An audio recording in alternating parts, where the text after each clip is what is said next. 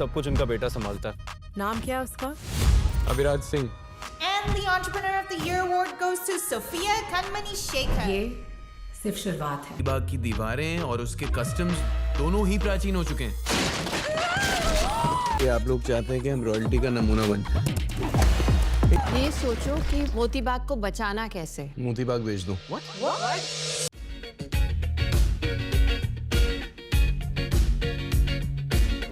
दूसरी तरफ यहाँ पे ईशान साहब हैं, वो अय्याशी की ज़िंदगी गुजार रहे हैं सिटी के अंदर, वो वहाँ पे नहीं है अपने क्राउन के पास। तो जहाँ पे वो गुजार रहे हैं तो वहाँ समंदर पे उनकी मुलाकात होती है भूमि से, जो कि भूमि वहाँ पे कर रही होती हैं घोड़े से रेस, जो कि गधी लग रही होती हैं वो उस वक्त भी उनके लुक की वजह से। अब लुक की मैं बार बार इसलिए बात कर रही हूँ कि देखें, इन्होंने कोई ऐसी तो थी नहीं है कि इन्होंने पहली दफ़ा काम करने आई हैं, तो अगर ये सारी हरकतें नहीं करेंगी तो इन्हें काम नहीं मिलेगा। काम तो इन्हें पहले भी मिल रहा था, तो क्या ज़रूरत थी इतना एक्सपोज होने की। कोई बेवकूफ़ होगा, मतलब हम जैसे लोग जो इतने मतलब डाउन, हम लोगों को कोई नहीं जानता। हम लोग दुनिया में एक कोने में बैठे हुए छुपे छपाए लोग हैं, चुपचाप बैठे हुए लिखते रहते हैं, हमें कोई नहीं देखता। तब भी यकीन करें, जब हम घर से निकलते हैं ना, कोशिश करते हैं फुल स्लीव्स पहन लें जी, हमारे पाँवों के ऊपर भी हम मोज़े पहन लें। इतनी शदीद गर्मी चल रही है यहाँ पे मई है, लेकिन हम सोचते हैं मोज़े पहन लें या कम से कम जूते भी पहने तो फुल कवर्ड हों, ताकि हमारे पर ये सन ब्लॉक पैरों पे लगाना ये सब। फिर चेहरे पे जो होता है, हम मेकअप करने के बावजूद इतना सन ब्लॉक ठोकते हैं, जबकि आपको पता है कि सन ब्लॉक लगाने से कितने पसीने आते हैं, मगर बाहर निकलना है तो सन ब्लॉक थोप रहे हैं। और ये बड़ी मजबूरी में हम चेहरा दिखा, मतलब चेहरे को ढांपे बगैर आते हैं कि जी मेकअप हुआ है। वरना यकीन करें, इतनी गर्मी के अंदर अगर हम गाड़ी में भी निकलते हैं ना और हमें लगे कि धूप आ जाएगी, तो हम ऐसे करके टिश्यू पेपर रख लेते हैं, अगर हम पर्दा नहीं करते तो। लेकिन ये जो भूमि साहिबत है, ये आधे नंगे कपड़ों के अंदर समंदर पे घोड़े से रेस लगा रही हैं, और इतने अजीब गरीब अंदाज में कि जी उनके हाथों पे भी, आपको नहीं पता, हमारे यहाँ समंदर पे जाते हैं इतना बड़ा बड़ा सन ब्लॉक के पैकेट लेके जाते हैं लोग, लेकिन इन्होंने वहाँ पे घूमना बगैर कपड़ों के, आधे अधूरे कपड़ों के मुनासिब समझा। इन्हें बिल्कुल अकल शऊर नहीं आया कि जी ये कोई तरीका नहीं होता है समंदर पे घूमने का। समंदर पे जाते हैं तो आपका रंग वैसे ही काला हो जाता है और उस टैन हो जाती है पूरी स्किन, काले गोरे से ज़्यादा आपके 2 रंग के हो जाते हैं आप। तो उन्होंने वहाँ पे एक अनरियलिस्टिक सा सीन बनाया वहाँ पे, और ये वहाँ भाग दौड़ कर रही थी, वहाँ पे ये ईशान की नज़रों में आ गई। जबकि वहाँ, और ये ज़बरदस्ती से होता है ना कि किसी को अगर पिन करना है तो उसको कुछ ऐसा कह दो जो उसे बुरा लग जाए, तो इन्होंने बिल्कुल उसी तरह से उसको रॉयल्स, बड़े लोग, इस तरह कर करके तंज कर करके उसको अपनी तरफ अट्रैक्ट किया। फिर इनसे ये मिली वहाँ बार में, वहाँ पे इन्होंने इनको अट्रैक्ट किया, फिर ये उनके साथ इन्वॉल्व हो गई थोड़े दिन के लिए। फिर उनको अचानक से कुछ प्रॉब्लम लगा, वो दोनों अलग हो गए।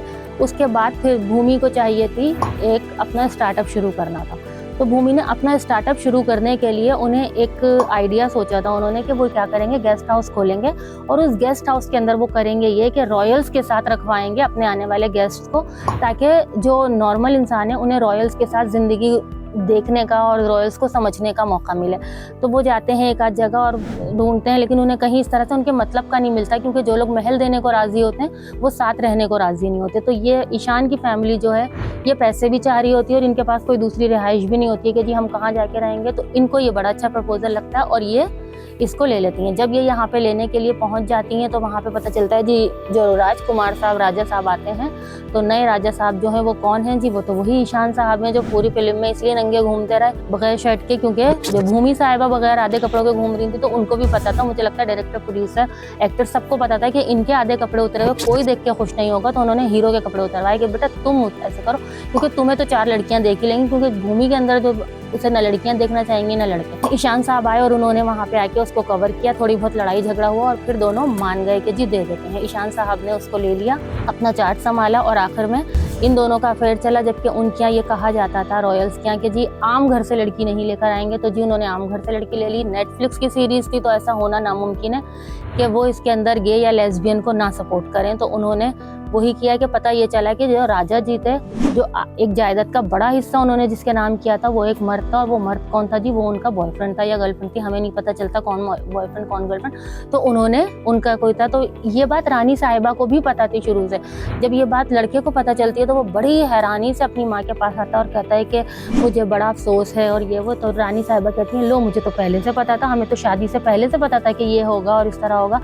तो फिर वो बड़ा हैरान होता है, वो दुखी हो जाता है, वो कहता है लो जी मैं अपने बाप से इतने अरसे इसलिए नाराज़ रहा कि वो आपको छोड़ के किसी और के पास चले गए थे और आप खुल ये रहा है कि वो किसी मर्द के चक्कर में थे, तो मैं तो हमेशा आपके दुख में रहा और आपको ये शुरू से पता था, तो आपने मुझे क्यों ट्रॉमा में डाल के रखा हुआ था। वो इसलिए बात पर नाराज़ होता है, लेकिन फिर ये फैमिली इमोशंस, क्योंकि मैं इसको बड़ा ऊपर से इसलिए लेके गुजरी हूँ क्योंकि भूमि ने जो है ना मूवी को देखने लायक नहीं छोड़ा। जहाँ जहाँ वो आ जाती थी ना तो मूवी देखने लायक नहीं होती थी। मैं तो कहूँगी आप भी मत देखिएगा, लेकिन चलें अगर आपका दिल चाहे तो देख लिएगा, नेटफ्लिक्स लिया है तो चलें अब देखनी ही पड़ेगी। बच्चे को ट्रॉमा में डालने के बाद अम्मा साहिबा जो थी उनके बड़े अफेयर्स चलते रहे।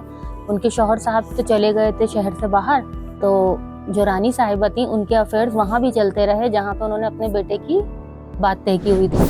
अब सोचें बात कहाँ तय की हुई थी और किससे की हुई थी। बात तय की हुई थी उन्होंने नोरा फतेही से उन्होंने अपने लड़के ईशान की, जिसका नाम फिजी था, उसकी मंगनी की हुई थी और मंगनी करना चाहते थे वो लोग, और उन दोनों का पहले अफेयर था और बाद में ब्रेकअप हो गया था। लेकिन अब मनीषा कोइराला जो थी, जो रानी साहिबा थी, वो चाहती थी कि अब हो जाए इनकी मंगनी इनके साथ, ताकि क्योंकि नोरा फतेही के जो वालिद साहब थे उनके पास थी बड़ी ज़बरदस्त किस्म की जायदाद, तो वो इनकी डूबती हुई लंका को सहारा दे देते। मगर खैर बात यहाँ पे बनी नहीं। फिरजी साहब जो थे उनको मोहब्बत हो गई थी भूमि से और भूमि को मोहब्बत हो गई थी उनसे, लेकिन उनकी वालदा साहिबा को करना था नोरा फतेही से अपने बेटे का लगन, ताकि वो कर सकें अपनी डूबती हुई कश्ती को पार। लेकिन ऐसा कुछ भी नहीं हो सका, बल्कि हुआ यूँ कि नोरा फतेही के जो वालिद थे उन्होंने ब्लैकमेल करना शुरू कर दिया। लेकिन ब्लैकमेल करने की शुरू नहीं किया था, सिर्फ धमकी दी थी। और उसको ब्लैकमेल करने के लिए आखिर में जाके उन्होंने क्या किया कि जो इनके वालिद साहब के बॉयफ्रेंड थे ना, उन्होंने एक किताब लिखने की ठानी हुई थी कि जी मैं एक किताब लिख रहा हूँ अपनी ज़िंदगी पे, और उसके ऊपर वो द रॉयल्स के ऊपर भी लिखेंगे, अपनी ज़िंदगी के सारे राजों से पर्दा उठाएंगे। तो इस सिलसिले में जाती हैं रानी साहिबा उन साहब के घर और कहती हैं कि आप ये नहीं करेंगे कि मेरे बच्चों का जिक्र नहीं आना चाहिए कहीं।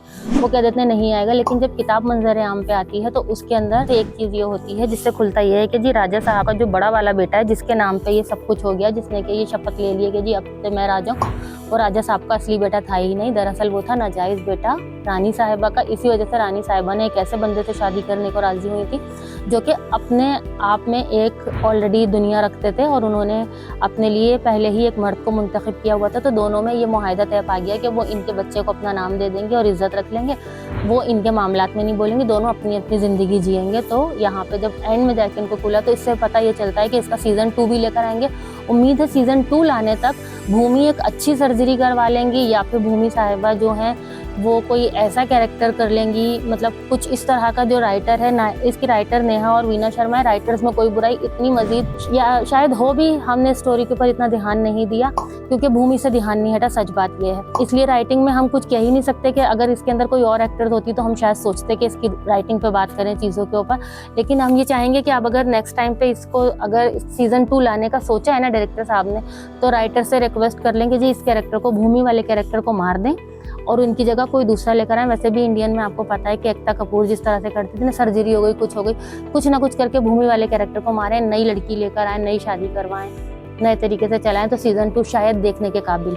इसके साथ ही बस यहाँ पे इसको बारे में हम बात करते हैं कि हमने इस मूवी से सीखा कि हमने इस मूवी से ये सीखा, किसी के भी कपड़ों को देख के ये अंदाज़ा नहीं करना चाहिए कि मतलब जो दिखता है वो बिकता है वाली बात अपनी जगह होती है। इसमें रॉयल्स के बारे में यही हुआ कि लोगों को रॉयल्स के साथ रखा जाए, दिखाया जाए कि रॉयल्स कैसे जीते, तो दरअसल रॉयल्स जो हैं वो अपनी फटे कपड़ों में जी रहे होते हैं। इसी तरह से एक और कैरेक्टर थे इसके अंदर, संजय कपूर भी बड़े रॉयल्स बन के घूमते थे। लेकिन पता क्या चला जी, उनके कैरेक्टर को देख के मुझे वो जो ओवरकोट वाला अफसाना था वो याद आया कि संजय कपूर बिल्कुल जो बेचारे निकलते थे ना बन के कि जी वो नवाब साहब हैं, वो बिल्कुल मफलूकुल हाल थे। उनको देख के अंदाज़ा हुआ कि जब इंडिया में कोई मूवी बनती है, सीज़न बनता है, सीरीज़ बनती है या कोई भी ड्रामा बनता है नवाबों को शो करने के लिए, तो वो ये दिखाते ही हैं कि नवाब रहते हैं अंदर से बहुत खोखले हैं और बाहर से बड़े शानो शौकत से निकलते हैं। तो इस बात पे कभी नहीं जाना चाहिए कि जो दिख रहा है first impression is not the last impression. इस मूवी को देख के पता चलता है। दूसरी बात ये पता चलती है कि आप कितने भी मूवीज़ कर चुके हों, आप कितना भी अपने आप को देखें या दूसरे लोग अगर कुछ भी कर रहे हो, अगर आपके अंदर टैलेंट है ना, तो आपके अंदर जो टैलेंट है आप उसी के साथ आगे बढ़ें। ज़रूरी नहीं है कि आप दूसरों को कॉपी करें जिस तरह भूमि ने किया, क्योंकि बाज़ औक़ात ये आपको फायर बैक कर जाता है। क्योंकि इनकी पहले वाली मूवीज़ थी जिसके अंदर जोर लगा के हैया वो सिर्फ एक्टिंग के बल पे चली थी। इनको किसी चांस लेने के लिए, कोई चांस हासिल करने के लिए, कोई मौका, मतलब उनको किसी कैरेक्टर को रोल हासिल करने के लिए ये सब कुछ करना बिल्कुल ज़रूरी नहीं था। ये शायद होता है ना कि ये 35 साल की उम्र में अगर ये समझती हैं कि ये 17, 18, 20 साल की लड़कियों की तरह काम करना चाहेंगी और उनके कैरेक्टर लेना चाहेंगी तो वो अच्छा होगा, तो ऐसा बिल्कुल भी नहीं हो सकता। इनको अपनी एज रिलेटेड कैरेक्टर लेने चाहिए थे। अगर इनको एज से अपनी एक्सेप्ट करने में कोई प्रॉब्लम थी तो कोई बात नहीं, आप सर्जरी करवा ली थी आपने, आपके चेहरे से जो ये लटक रहा है ना पूरा इतना अजीब व गरीब हो गया, आप इसको दोबारा सर्जरी करवा लेते, वरना फिर आप अपने एज रिलेटेड कैरेक्टर लेते, और अगर सर्जरी खराब हो गई थी तो फिर आप किनारा कशी कर लें कुछ टाइम के लिए, जब तक कि कोई आपको नहीं देखे। उसी के साथ मुझे भी इजाज़त दें, मैं आपसे दोबारा मिलूंगी एक और अच्छी किसी मूवी के रिव्यू के साथ। जब तक के लिए अल्लाह हाफ़िज़।